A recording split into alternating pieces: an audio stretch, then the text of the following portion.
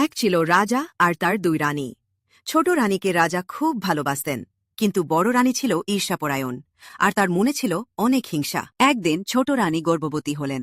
রাজ্যে আনন্দের ঢেউ, কিন্তু বড় রানীর মনে বিষের জ্বালা।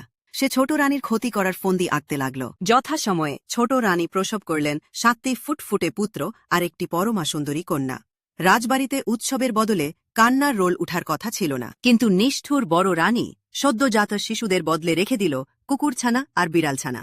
রাজপুত্র রাজকন্যাদের ভাসিয়ে দিল এক মাটির কলসিতে করে নদীতে। নদীর ধারে এক নিঃসন্তান গরিব দম্পতি সেই কলসটি পেলেন।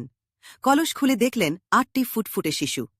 ঈশ্বর প্রদত্ত সন্তান ভেবে তারা পরম যত্নে তাদের বড় করতে লাগলেন। দিন যায়, শিশুরা বড় হয়। 7 ভাই খুব শক্তিশালী, আর বোন লাল কমল ছিল অপরূপ সুন্দরী। তারা হয়ে ওঠে এলাকার প্রিয় মুখ। একদিন তারা নিজেদের চেষ্টায় এক বিশাল সুন্দর প্রাসাদ তৈরি করল। সেই প্রাসাদ আর তার খ্যাতি রাজার কানে পৌঁছালে। রাজা মুগ্ধ হলেন। হিংসুক বড় রানী সেই প্রাসাদ আর শিশুদের খবর পেয়ে তাদের চিনতে পারল। তার মনে আবার জন্ম নিল ভয়ঙ্কর এক অশুভ পরিকল্পনা। সে মন্ত্র বলে এক মায়াবী অভিশাপ দিল। বলল, যদি নীল কমল ও লাল কমল ফুল শুকিয়ে যায়, তবে এই শিশুরা প্রাণ হারাবে। এক গভীর রাতে এক ছদ্মবেশী বৃদ্ধা এসে চাতুরি করে ফুলগুলি তুলে নিয়ে গেল। ভোর হতে না হতেই শিশুরা অসুস্থ হয়ে পড়ল। ফুলগুলি শুকিয়ে যাচ্ছিল। 7 ভাইয়ের মধ্যে সবার ছোট ভাই নীলকমল তার বোন লালকমলকে বাঁচাতে অসীম সাহসে মায়াবী নীলকমল ও লালকমল ফুল খুঁজতে বেরিয়ে পড়ল। তার পথ ছিল বিপদসংকুল।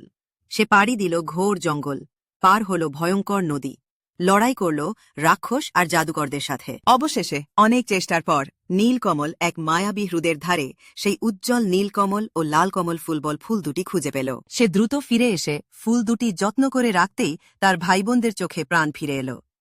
তারা সুস্থ হয়ে উঠল, আরও শক্তিশালী হয়ে। রাজা সব জানতে পারলেন। তিনি নিজের সন্তানদের চিনতে পেরে আনন্দে আত্মহারা হলেন।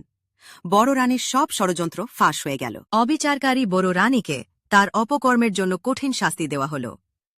রাজা তার প্রিয় সন্তানদের আবার রাজপ্রাসাদে ফিরিয়ে আনলেন। রাজ্য জুড়ে আনন্দের বন্যা বয়ে গেল। রাজা ও তার ছেলেমেয়েরা সুখে শান্তিতে বসবাস করতে লাগলেন। ন্যায় প্রতিষ্ঠা হল। এই গল্প আমাদের শেখায়, যতই বিপদ আসুক, সত্য ও সাহস থাকলে শেষ পর্যন্ত জয় হয়, এবং মন্দ কখনোই স্থায়ী হয় না।